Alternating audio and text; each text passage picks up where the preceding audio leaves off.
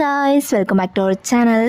இன்றைக்கி வந்து நம்ம என்ன பார்க்க போகிறோம் அப்படின்னு பார்த்தீங்கன்னா, வாட்ஸ் ஆயில் பற்றி தான் பார்க்க போகிறோம். இது வந்துட்டு மறு ரிமூவ் பண்ணுற ஒரு ப்ராடக்ட்டு. இது நான் ஆல்ரெடி யூஸ் பண்ணிட்டேன். ஸோ ஒரு 2 days வந்து போட்டதுக்கே வந்துட்டு மறு வந்துட்டு இருந்ததே தெரியாத அளவுக்கு வந்து சரியாயிடுச்சு. ஸோ அது எப்படி யூஸ் பண்ணோன்னு இன்றைக்கி ஷேர் பண்ணுறேன் உங்ககிட்ட.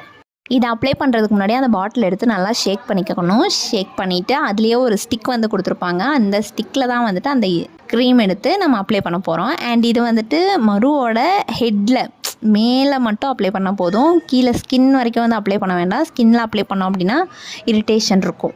ஸோ என்னோடய ஐஸ் கீழே வந்து அங்கே 2 எண்ணம் இருந்துச்சு. ஸோ இதில் வீடியோவில் வந்து காமிச்சிருக்கேன். ஸோ இப்போ வந்துட்டு அதில் 1 தான் இருக்குது.